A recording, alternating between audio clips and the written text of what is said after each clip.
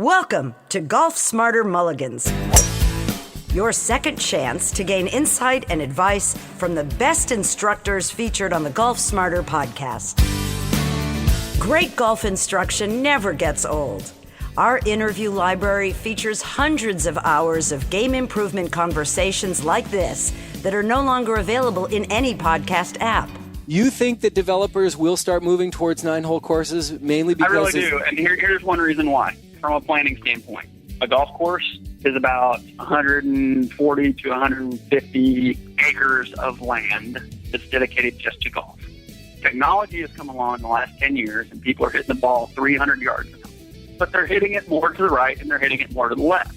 But what has happened, there have been enough lawsuits that have been coming to the table about people who have bought on a golf course, their house is getting pelted, blah, blah, blah. The lawyers are all getting together because they don't know how to handle it because there are no specifications for the sport as far as what are acceptable dimensions. The lawyers are having a very difficult time with these cases. So the lawyers went to the American Society of Golf Course Architects. Golf course architects all said, well, you know, our typical, when we design, we're using 300 feet. Lawyers came back and said that you now use 400 feet instead of 300 feet.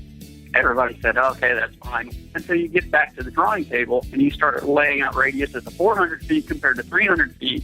And you realize that that's adding 40 to 60 acres per project of golf course land. Wow. And that's all fine and dandy until you realize that you're adding 40 to 60 acres per golf course per project. And now I have to do maintenance on the golf course, so that additional 40 acres. I'm losing money everywhere I turn. Exactly.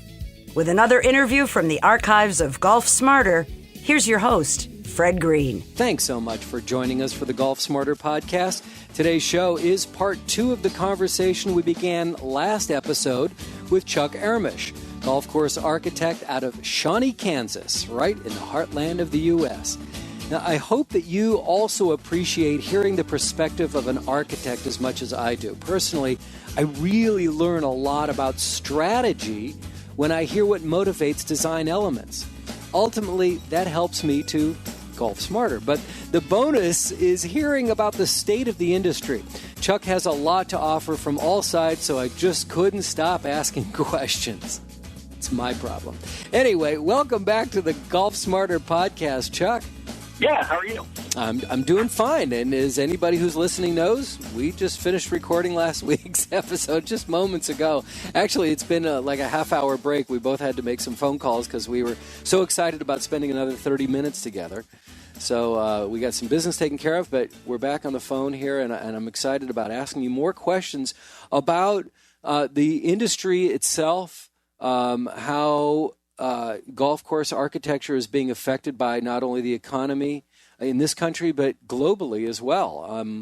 But one of the first things that I wanted to attack was you talked about in last week's show, previously on Golf Smarter, you talked about how the developers are looking for assets on for their developments. They're looking for amenities. They're looking for things that say part of our community that we're building is a golf course.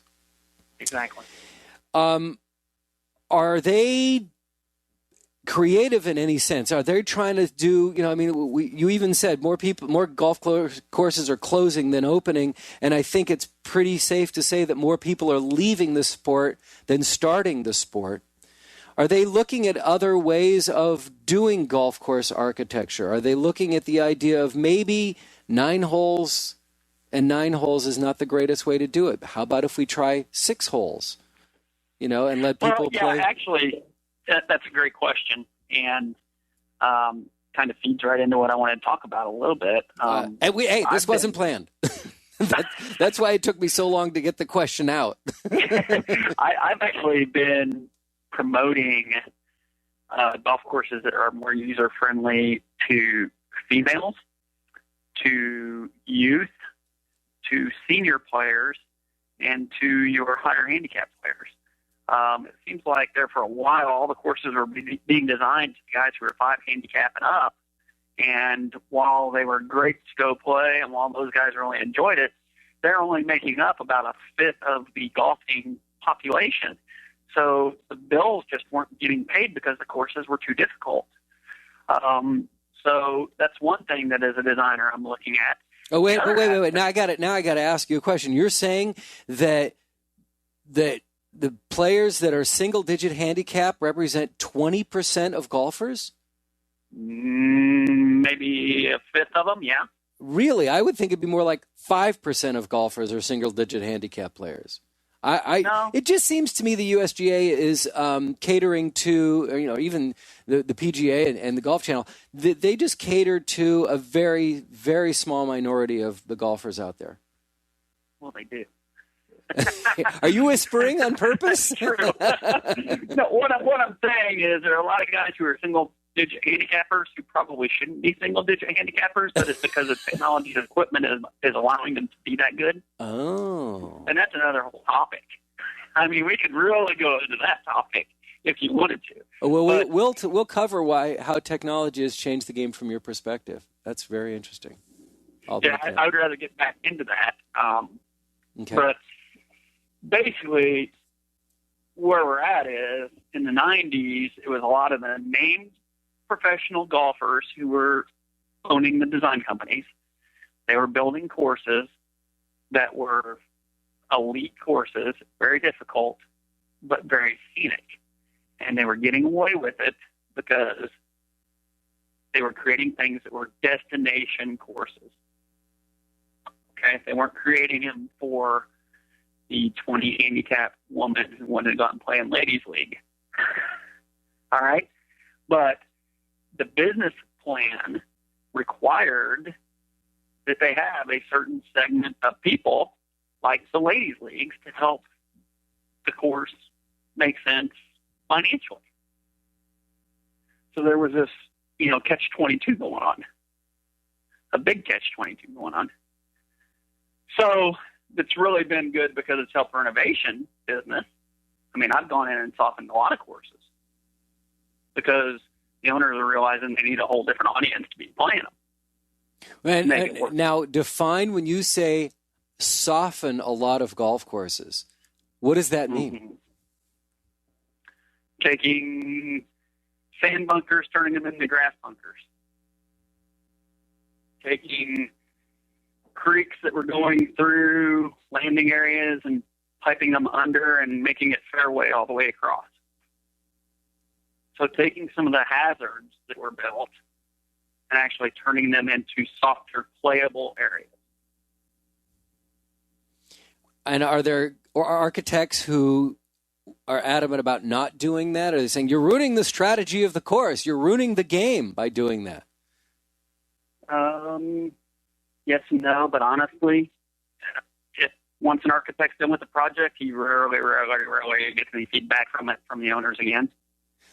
And the owners, unless he's in an exclusive agreement with them that nobody can change the course unless he approves it. But no owner's going to sign that. So then, what will happen is the course is done by the architect. The course opens. The architect is out of the loop. The owner is hearing feedback from his general manager that the people are complaining about the playability of a course because of this creek that goes through or this bunker that's in the middle of the fairway. And then the general manager will make the decision, or the owner will make the decision, let's fill it up. Let's limit. And they don't even talk about it with the architect. At the end of the day, they have to have customers. Right. And they have to create a product or maintain a product that customer wants to use. So they have the right to do that unless they have signed an agreement with the architect. And the only one that I know who has those types of agreements in effect is Palmer. You cannot change an Arnold Palmer golf course without his approval. Interesting. Yeah. Not a bad gig if you can get it, but... But you got to play on the tour for 40 years first. Yes, exactly. So, the way I always look at it is a golf course, basically, I look at it as a very living entity in and of itself. Mm-hmm. Okay? It's meant to change. I mean, it's going to respond. It has to respond to nature, has to respond to, the development that's around it, has to respond to business.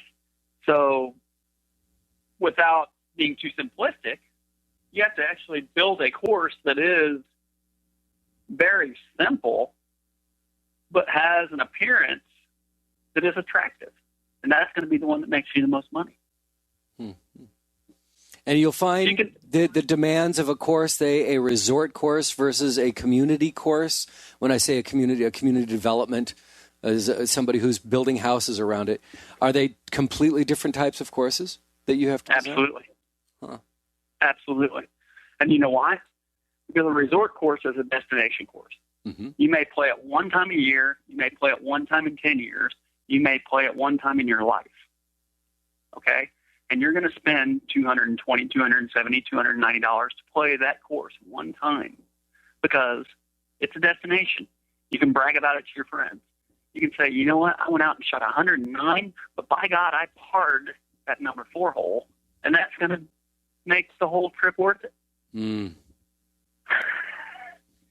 Whereas if you have a development, you need to know who's living in your development and what type of players you have to make that course work. Because you're not going to get a lot of outside play that goes into a private development to play their golf course. You're just not. Unless you have someone who's affluent who lives in there who has a bunch of buddies who play golf who he can bring in and play with him every week. So it's a whole different product. It's an entirely different product. That's really interesting. That's why some of the best public courses, okay, you go to a public course, and I'm going to use Kansas terms because that's what I know. Okay. And I'll try to translate them to California terms. A course in Kansas City that you could charge $27 for and $11 per cart so you can play golf for $38 would make a fortune in Kansas City. But the only way to pull that off is you have to have a course that people can get around in 4 hours, and you have to have a course that they don't feel like they just got the crap beat out of them. Excuse me. No, that's okay. That's okay. We knew where you were going with that. Because you want them to come back. Right. You want to develop just enough challenge that they can say, you know what, I bogeyed that hole, but next week I'm going to par it or birdie it. But at the same time, you don't want it so difficult that they're never going to want to come back. The thing has to be maintained. In other words, if a person pays $38 and they want to go play golf, they want a course that has nice tees, nice fairways, and a nice green. The rough can burn out. The rough can do whatever you want with it. But if they don't have nice tees, nice fairways, and nice greens, they're not going to come back.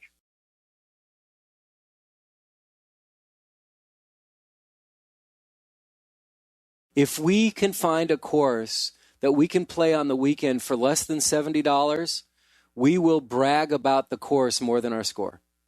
Mm-hmm. We'll brag about the price more than our score. Right. Right. It's frustrating. So, there's, from an architecture standpoint, which is ultimately, I think, where we want to keep this tied to, mm-hmm. It's really interesting. And that's why I say I have to know what the owner envisions for his product or who his user's going to be. Because if I go in and I design a deep dye style course, okay, pop bunkers everywhere, railroad ties, the tricked up, the whole thing, the greens are impossible to putt, all right? And 2 years after it's open, the owner can't maintain it that way, and he has to reduce to selling to Joe Blow who's going to walk in off the street and want to pay $35.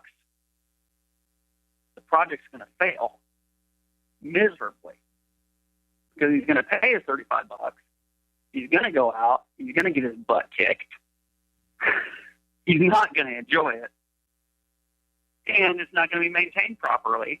So it's really going to be a tricked up golf course. It's not in good shape. So, it's just not going to work.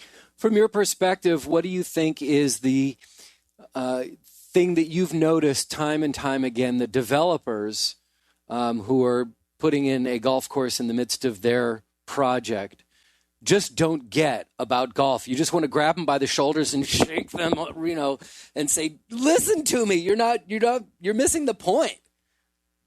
The developers get sucked into the ego sales pitch of the architect they choose. And they stop thinking about it as a business. And that's the biggest problem that I see. They like the name dropping. Mm-hmm. They want to say, yeah, and our course, doesn't matter how it plays, it doesn't matter how it looks, but it's got Arnold Palmer's name on it. Exactly. Exactly. Because developers are they have big egos too. Sure. I mean, they wouldn't be successful if they didn't have an ego. And I'm not saying that in a bad way. There's no negative connotation to that at all. I mean, developers have egos. They're ego-driven. They like to go out and they like to say, look at the development that I've done. Buy this lot in the development that I've done because this is the best development in this part of the state, blah, blah, blah. That's all ego-driven, in my opinion. If you were going to, if you got hired by a developer who said, I really want to make this course, friendly for women, youth, and seniors, or let's just go this way. The community we're developing is pretty much going to be women who are home with their kids who are now their recent empty nesters. They've grown up and their kids aren't at home. Maybe they'll get the grandchildren showing up occasionally. And then you get seniors, so women and seniors, the occasional youth. How would you design that course differently? I'm going to do a 9-hole course with a top-of-the-line learning and practice center. Oh. Now, would you put different tees so they can play 18 on it? I'm going to do a 9-hole course because they're not going to be interested in playing 18. Interesting. And what do developers think of 9-hole courses? Developers love 9-hole courses. Are they doing them? They're not yet, but they will be. You think if after they listen to this, they will be. Well, let's let everybody know. So wait, you think that developers will start moving towards 9-hole courses mainly because I really do, and here's one reason why. Okay, a very technical answer for a very simple question. A golf course, okay, from a planning standpoint, a golf course is about 140 to 150 acres of land that's dedicated just to golf. Okay? So that includes all your rough, that includes your tees, your fairways, everything that is golf property. Okay? Technology has come along in the last 10 years, and people are hitting the ball 300 yards an hour. Right? Yep. Well, guess what? They're not hitting it 300 yards straight. It's true. Are they? No. Okay? And not that many people are hitting it 300 yards, especially your women and seniors. Correct. Okay?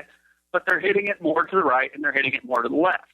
But what has happened is there have been enough lawsuits that have been coming to the table about people who have been hitting their swimming pools, people who have bought on a golf course, their house is getting pelted, blah, blah, blah. Okay? The lawyers are all getting together because they don't know how to handle it because there are no specifications for the sport as far as what are acceptable dimensions for the game. So lawyers are having a very difficult time with these cases. So the lawyers went to the American Society of Golf Course Architects, which I'm not a member of. Why? But we do have a Society of Golf Course Architects. Why are you not a member? I don't see the value in it for the work that I do. It's more of a, and I'm not going to downgrade the society because they do great things. They do wonderful things. But for where my business is, I don't find it necessary. I'm getting just enough work without having that tag associated to me. Okay. Okay. And how long have you been doing this? 18 years. Okay. All right. Establish some credibility here. Okay. All right. Go ahead. Continue with that thought. Okay.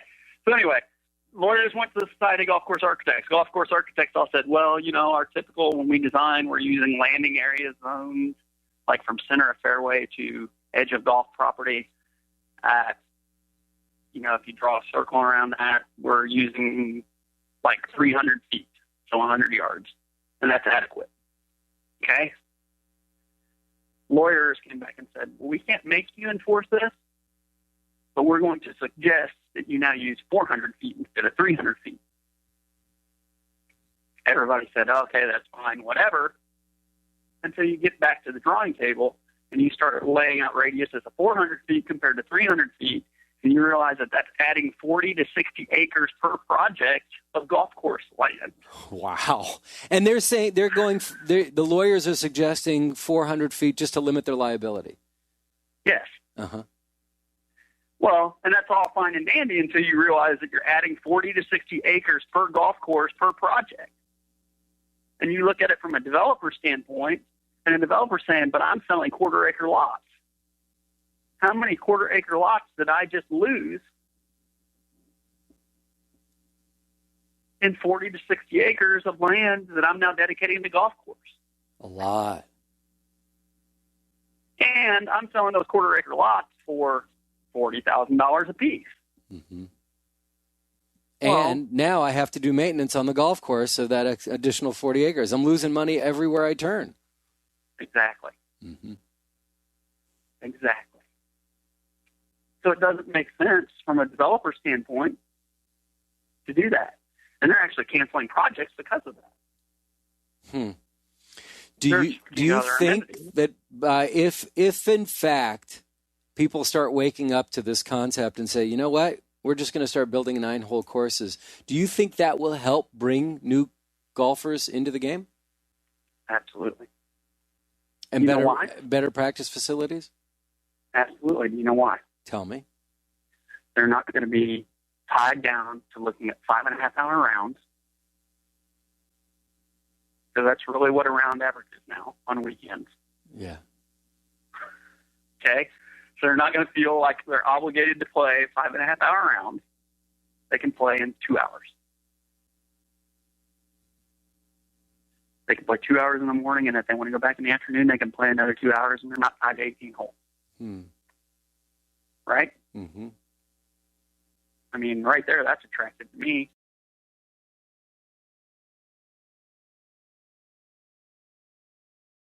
I've always felt like the three things that held people back from playing golf, or that are leaving golf because, as opposed to starting, more people leaving than starting, is that it takes too long, it costs too much, and it's too hard. It's too hard. Now, the cost factor, okay, here's the cost factor. Do you agree that it's too hard?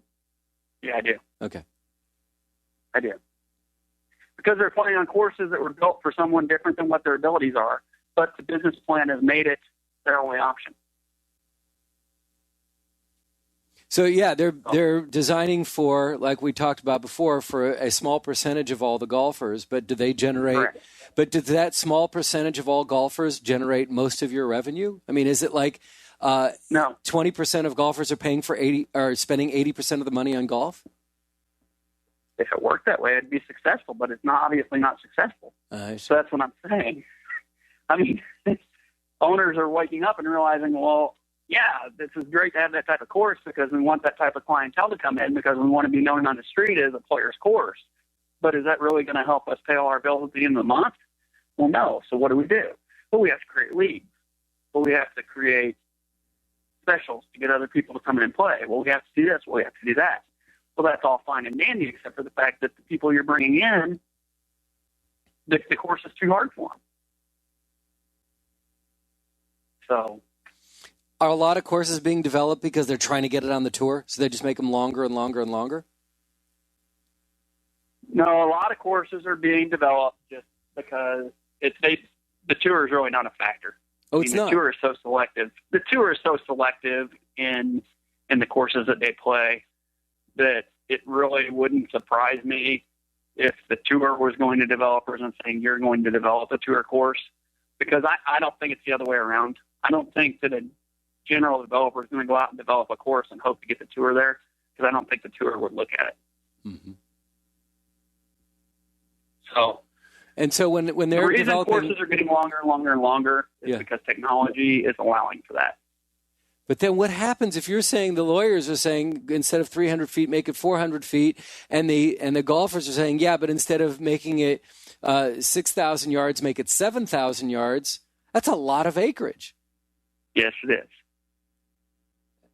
Yes, and it doesn't pay for itself. No, it doesn't. Oh, my goodness. No wonder this sport is in the tank. And, you know, it's a really interesting... Most people don't think about this, but I see it every day. Yeah, I mean, it's like, oh, my goodness. What are we doing? I see it every day. Yeah.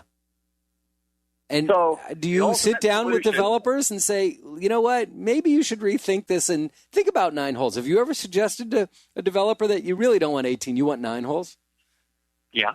And what do they look at you like a puppy who's heard a sound for the first time? It's like, what? What are you? What? No, a lot of them are like, well, you're the golf guy. Oh, really? Again, yeah. And I mean, again, it's just because they don't really care what the product is as long as it helps them sell lots. They're not in the golf business. So if you can come up with a plan that you can sell an owner, and I made that comment at the very beginning of the last show that we did. I said I interviewed my owner 3 times. And then I create a plan that I can sell them that they can use. Because half the time they don't know what they want. They don't know what they need. I mean, they know they want to sell lots, and they hear that golf is really cool and that they can probably get, you know, X amount of dollars for a golf front lot compared to, and they're running all these equations in their mind of, okay, what are the values of the lots? Well, if I can go in and create a 9-hole course that they can maintain the value of lots and the number of lots that they can sell at that value, and they're only getting 9 holes compared to 18, why wouldn't they? Less land that they have to dedicate to golf. More sellable land for them. They still get an amenity.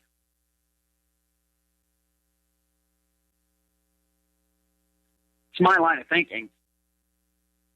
Had some pretty good feedback, too. So Really? Interesting. Oh, yeah. And so now let's talk about the technology part. You've been wanting to talk about how technology has impacted your line of work.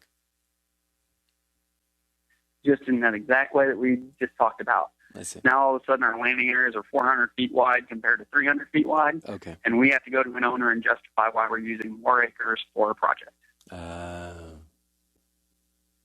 So it's helping. What it's really doing to the architects is making us think of new ways that we can route the golf course so that we have more holes that play together to common ground so that we can start hacking away at that extra acreage and bring that acreage down to a manageable point again. So like I've come up with a concept that I call the cluster concept. Okay? The cluster concept is basically this. Some subdivisions have what I call ghetto golf. You have houses on both sides of the fairway and on the end of the fairway, and there's golf in the middle. And then you go to the next hole, and it's the same way. So it's houses and golf in the middle. 1 hole. Right? Mm-hmm. I think we're all familiar with how that works. What I'm trying to do and what I've started coming up with is a concept where you actually have 3 or 4 holes that are in a cluster with houses built all around that cluster. So you look out your back door, and all of a sudden you're looking over 2 golf holes instead of 1. Which is much prettier. Or maybe even 3 golf holes. Okay? Mm-hmm. So that would be much more visually appealing for the homeowner. Absolutely. Mm-hmm. But what I'm doing is I'm routing it in a way to where that landing area, where it's a 400-foot circle, maybe I'm making it a 600-foot circle, but I'm having 2 holes that kind of hit toward the same landing zone and then dogleg away from each other, so there's no safety factor.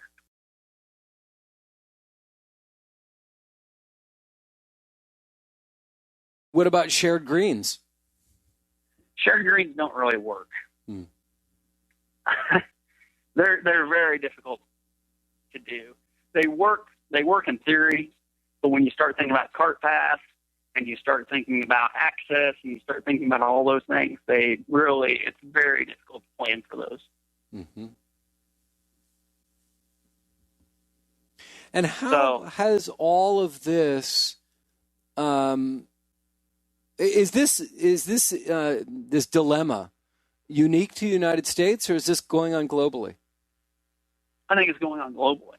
But I think the United States is so far ahead as far as golf development that we're starting to realize it first. Oh, we're at the saturation point in the United States? Yes. I think we're starting to encounter all these problems and issues before most people because our development rate has been so high for so long that we're just to that point. I mean, golf development is relatively new in all other parts of the world. I mean, China just started doing courses, 2 years ago? And they went crazy. They're going crazy. Yeah. Was that Mission Hills? Is that what it's called? What's going on in China? See, I've been over in China, and it's really an interesting dynamic there. Okay? Explain. In China, you have all these villages, okay? They've been there forever.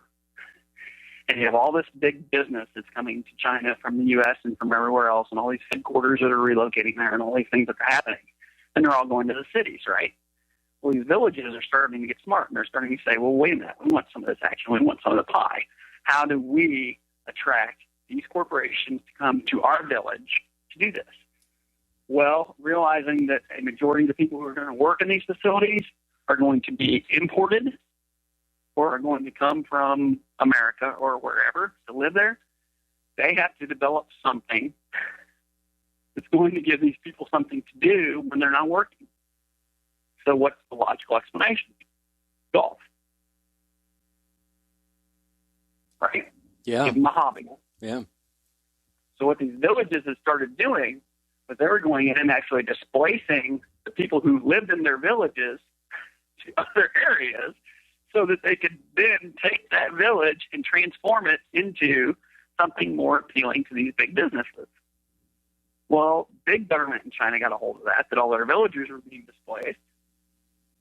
And we can't do that. No.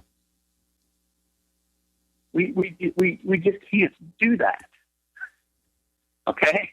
But if you look at what's happened in China in the last 3 years, what's the number one retail store that just went into China in the last 3 years? Starbucks? Walmart. Of course. Do you know why? Keep going. You do.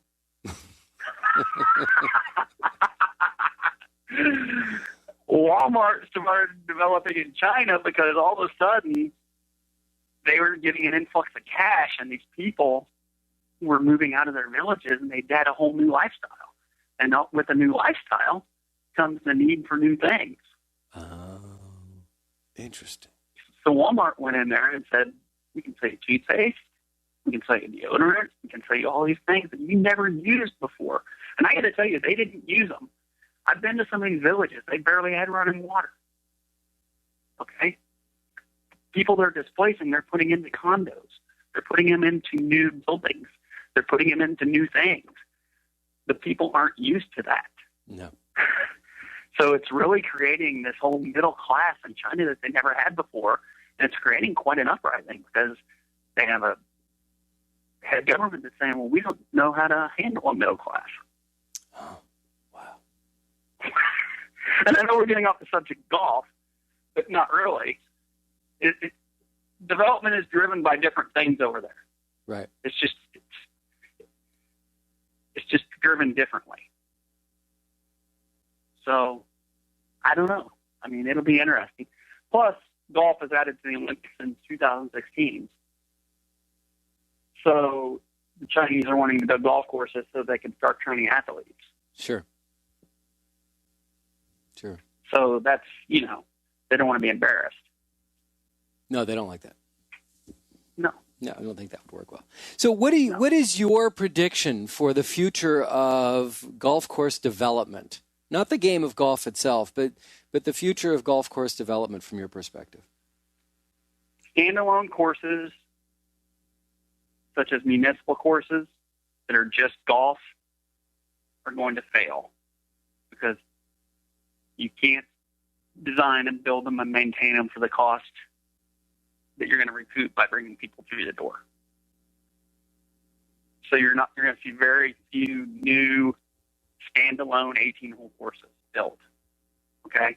You're still going to see some development courses built. Development meaning housing golf. You're still going to have some of that.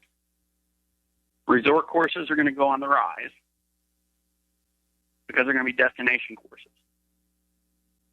So anything that's a destination course where people are willing to go and they're willing to pay $300 to play because they can brag to all their buddies they played there, those are going to continue to be on the rise. And now, the future of 18 holes? Future 18-hole courses is going to be nine-hole developments with high-end learning centers. I think you're going to see a lot of learning centers pop up. I think you're going to see a lot of learning centers pop up in business parks, high-end business parks, where guys come in, they have meetings, whatever. You're going to have a lot of executive nines and high-end learning centers pop up right in the middle of those things. And will the 9-hole courses feature 2 par 3 and 2 par 5s, or just be par with like enough space? Yeah, they'll just have a par 5 and and 5 par 3s.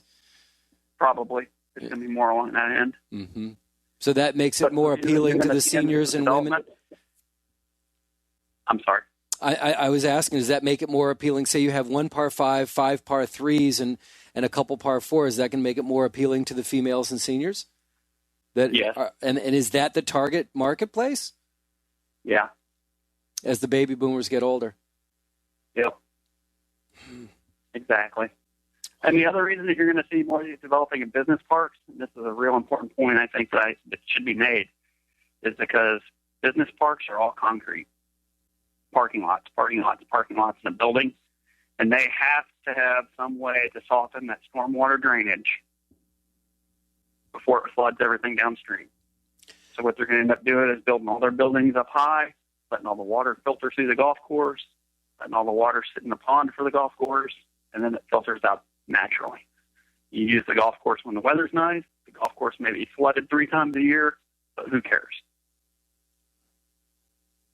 And it comes back to what you originally talked about, the 3 Ds of design. Everyone sing along with us. Drainage. And I know that sounds boring, but it's really fascinating.